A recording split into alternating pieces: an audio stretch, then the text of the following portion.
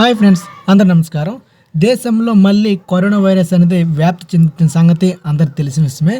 ఈ మధ్యనే మనకు ఏపీలో కొత్త కరోనా వైరస్ అయితే ఎంటర్ అయినట్టుగా తెలిసింది. దీని పట్ల ప్రభుత్వం అప్రమత్తమవుతూ కొన్ని ఆదేశాలు జారీ చేసింది.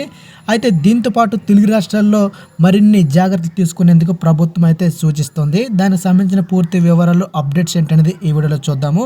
ముఖ్యంగా ఈ ఏజ్ వారు బయటకు రావద్దంటూ ప్రభుత్వం ఆదేశాలు అయితే జారీ చేసేసింది. దానికి సంబంధించిన సమాచారం కూడా చూద్దాం. ఎవరైతే ఫస్ట్ టైం చూస్తున్నారో ఛానల్ని ఇప్పుడే సబ్స్క్రైబ్ చేసి బెల్ ఐకాన్ అయితే యాక్టివేట్ చేసి ఉంచుకోండి. మరిన్ని అప్డేట్స్ మీకు తెలుస్తూ ఉంటాయి. ఏపీ సర్కార్ అయితే కోవిడ్-19 వ్యాప్తి అయితే కీలక సూచనలు చేసేసింది. కరోనా వైరస్ వ్యాప్తి నేపథ్యంలో ప్రభుత్వం కీలక సూచనలు జారీ చేసింది. పెద్ద ఎత్తున గుంపులుగా గుమికూడొద్దని సూచించింది. రైల్వే స్టేషన్లు, బస్ స్టాండ్స్, ఎయిర్పోర్ట్లు కోవిడ్-19 నియమావళిని పాటించాలంది. రద్దీ ప్రాంతాల్లో ప్రతి ఒక్కరూ మాస్క్ ధరించాలని, 60 ఏళ్ళు దాటిన వారు ఇళ్లలోనే ఉండాలని పేర్కొంది.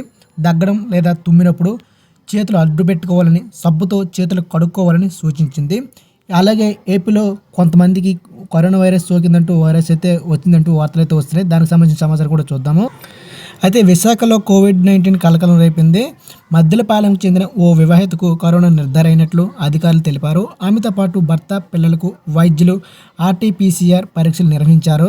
వారం రోజుల పాటు హోమ్ క్వారంటైన్లో ఉండాలని సూచించారు. ప్రజలు ఆందోళన చెందాల్సిన అవసరం లేదని, కోవిడ్ పట్ల ప్రభుత్వం జాగ్రత్తగా అప్రమత్తంగా ఉండాలని వీరైతే సూచించడం జరిగిందనమాట. అయితే ఆ కుటుంబం చుట్టుపక్కల కూడా పరిసరాల్లో 3 బృందాలుగా వైద్యులు వెళ్ళి ప్రతి ఇంటికి సర్వే చేయించేలా చూస్తున్నారు. ఇందుకు సంబంధించిన ఆదేశాలు కూడా ప్రభుత్వం ఇప్పటికే జారీ చేసింది. మరి రాబోయే రోజుల్లో మరిన్ని కేసులు ఏపీలో బయట పడతాయేమో చూడాలి. సో ప్రస్తుతానికి సంబంధించి ఏపీ అలాగే దేశవ్యాప్తంగా కరోనా కొత్త కేసులు అయితే నమోదవుతున్నాయి.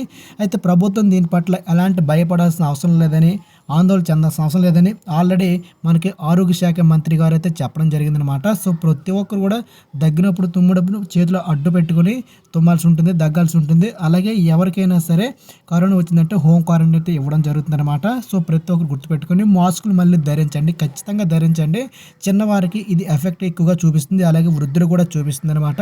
అయితే ఎవరైనా సరే 60 ఏళ్ళ పైబడినటువంటి వృద్ధులు ఉన్నట్లయితే బయటకు రాకూడదని ప్రభుత్వం ఆల్రెడీ ఆదేశాలు అయితే జారీ చేయడం జరిగింది. సో ప్రతి ఒక్కరు గమనించాలి. సో దీంతో స్కూల్స్, కాలేజీల్లో ఏదైనా సరే పరీక్షలు జరుగుతున్న వేళ కఠిన నియమాలు, ఆంక్షలు అయితే పట్టే అవకాశాలు అయితే కనిపిస్తాయి. అంటే ఒక మధ్య గ్యాప్ ఉండాల్సి ఉంటుందన్నమాట. అలాగే ఎవరైనా సరే మాస్కులు ఇవన్నీ కూడా ధరించాల్సి ఉంటుంది. సో మరింత సమాచారం వస్తే తెలియజేస్తుంటా. కాబట్టి ఛానల్ డైలీ